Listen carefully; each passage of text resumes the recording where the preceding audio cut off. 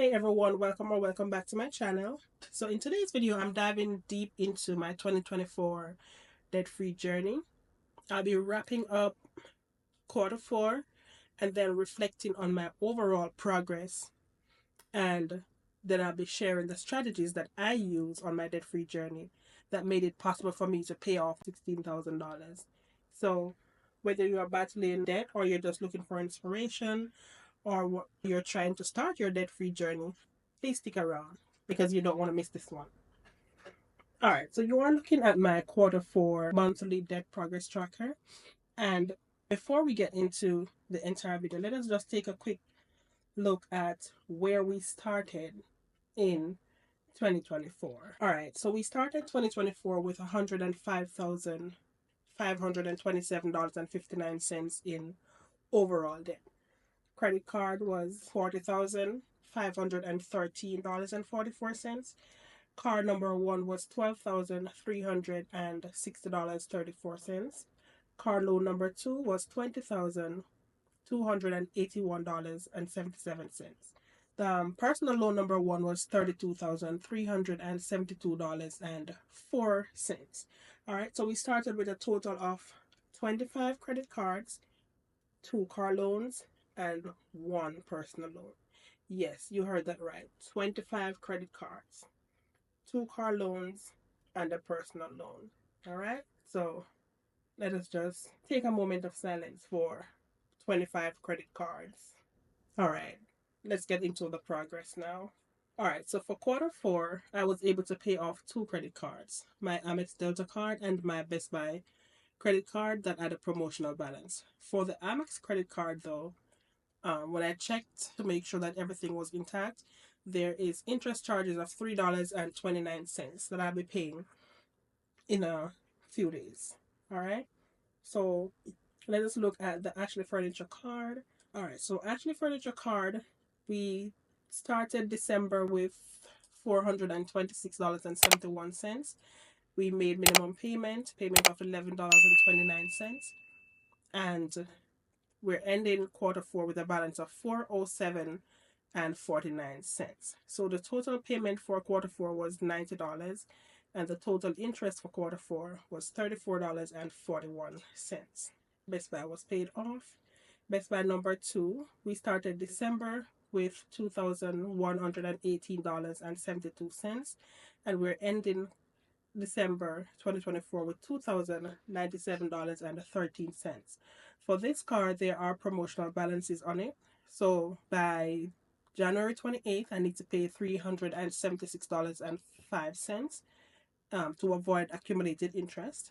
And by February 28th, I need to pay $1,107.43 to avoid the accumulated interest.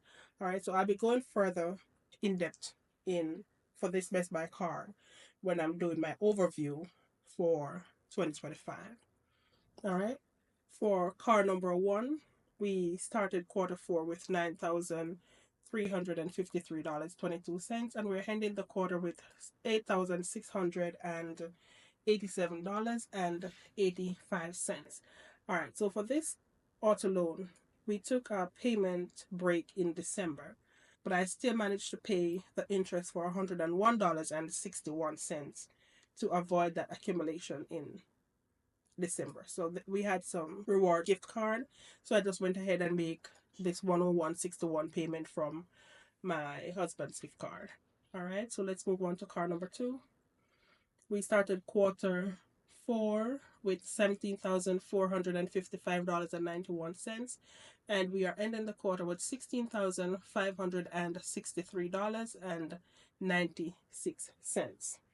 Total payment for quarter four was $1,385.64, and total interest $477.33.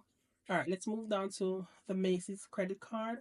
We started quarter four with $1,351.93, and we're ending the quarter with $1,309.35. All right, so the total payment we made for the quarter was $150.34, and the total interest was $106.39. moving along to Discover. We started the quarter with $6,263.85, and we're ending the quarter with $6,194.26. All right. So the total payment for quarter four was $493, and the total interest, the guys, this interest is a whole lot, was $429.40. So total payment. So there's not much that is going towards the principal on the Discover card. So this is a card that my eyes are glued to. Need to come up with a strategy to get out of this one very soon. All right, PayPal number one. We started the quarter with $779.49, and we are ending the quarter with $575.49. There's no interest to this card, and the monthly payment is $68.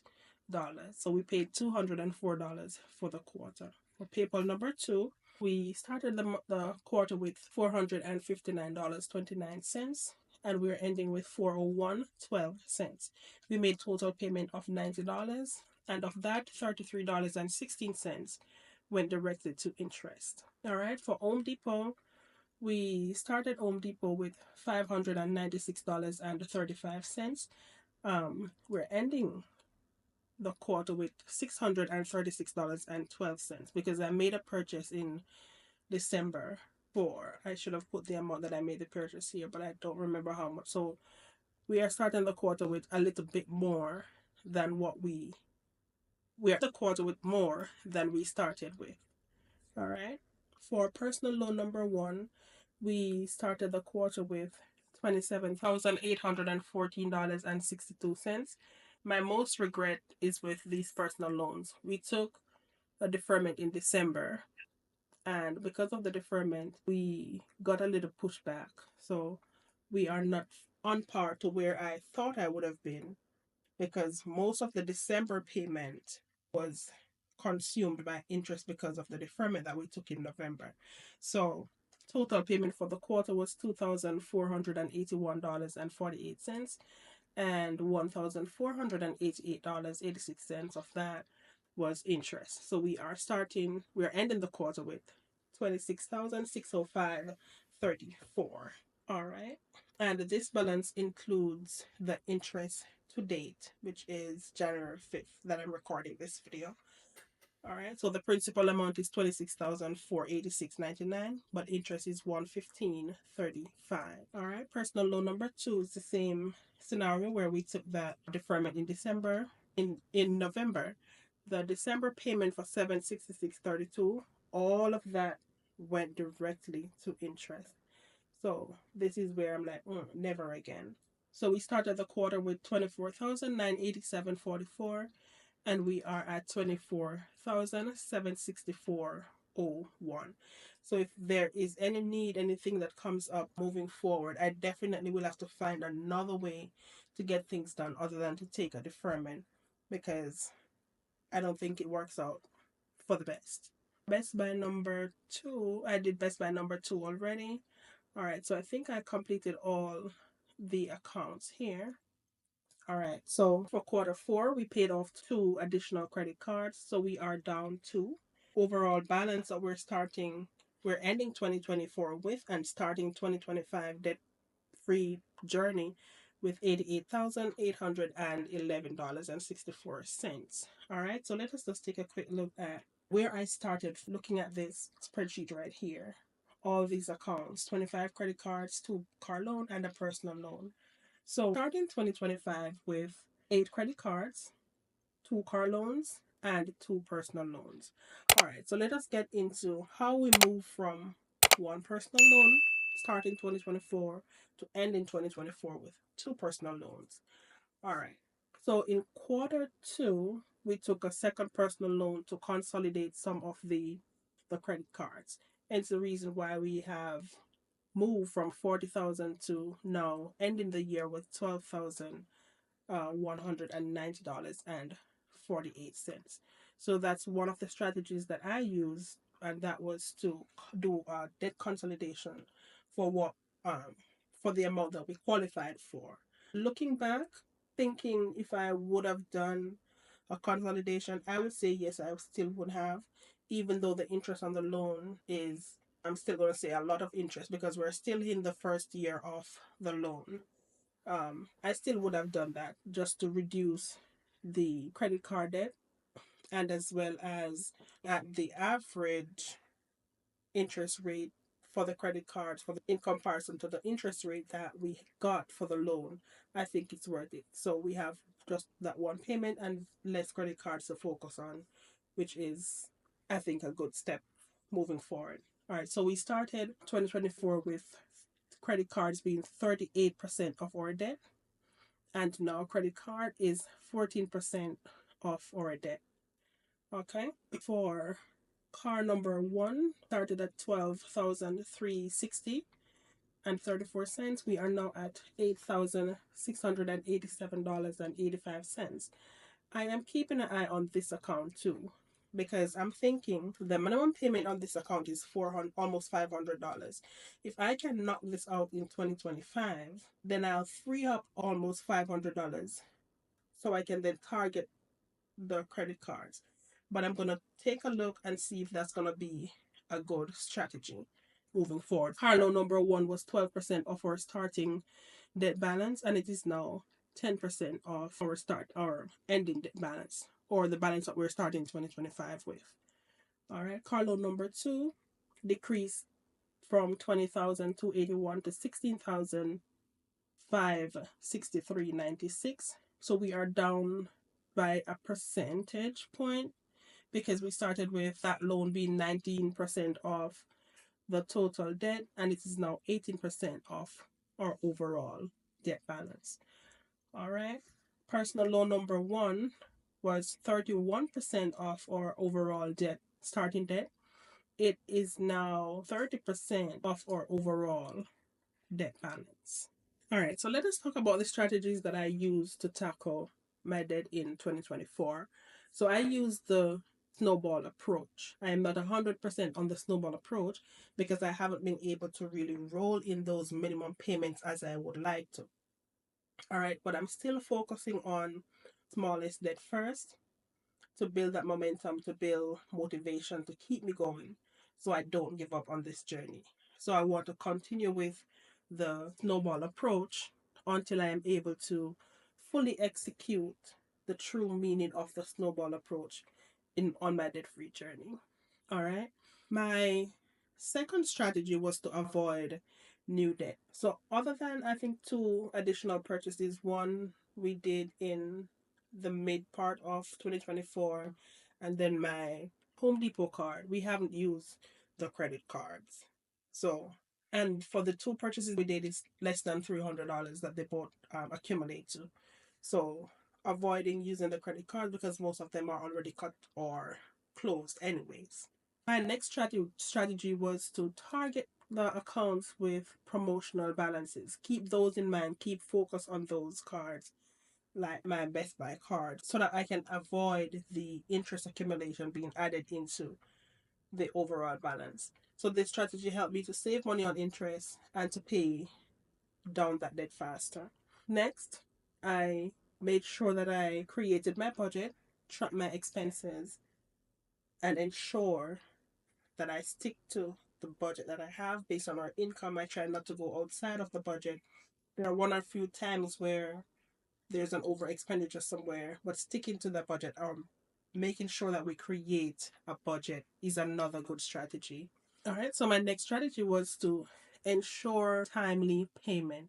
So I ensured that all my payments were on time to avoid late fees. I made sure that the money to cover the account payments were in the account on or before the due date, because what I'm trying to avoid is anything that is related to any additional fees, late fees, overdraft fees, return check fees. So I made sure for timely payments and that the money to cover the account payments are in the account. All right, so along the way, I learned some important lessons, and I did introduce a few of them earlier. One being with the personal loan in terms of applying for that deferment and then having to pay all that accumulated interest. Lesson learned, try to make the payments to avoid the additional interest being capitalized on the account.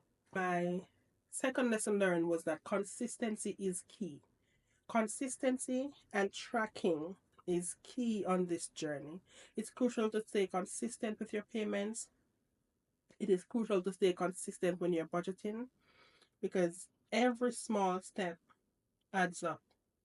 It builds momentum and it keeps us motivated. So stay consistent even when you don't think there is progress. Give yourself a pat on the back and continue. Don't give up. Next lesson learned is to adopt the snowball approach. So even if you can't roll the paid off minimums into the next due debt that is due, the snowball approach can still be effective.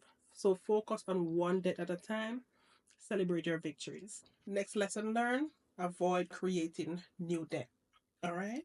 And I already went over that. So avoid reusing the credit cards, avoid additional loans because we are on this journey to be debt free.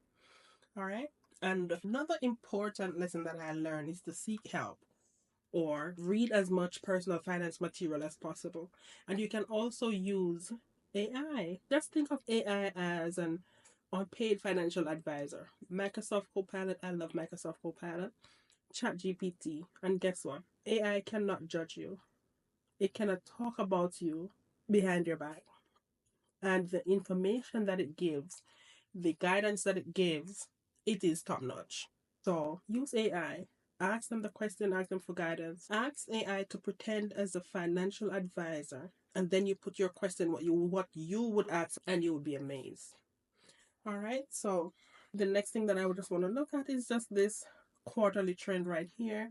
So we can see that we are trending downward in a very good manner. So we started at 105 and we are now at 8. So we are going in the right direction. All right. So there you have it, guys. Wrap up for 2024. Debt free progress. Remember that tackling debt is a journey. It's not a sprint, it's a marathon. And it's important to stay focused. Just know that every step that you take brings you closer to financial freedom. So take your time, build your momentum, build your motivation because we're going to be at the end of the tunnel very soon. All right, so thank you all for watching. And don't forget to like, comment, and subscribe for more tips me on my debt free journey. And let's continue to encourage each other as we go. All right, so until the next video, bye.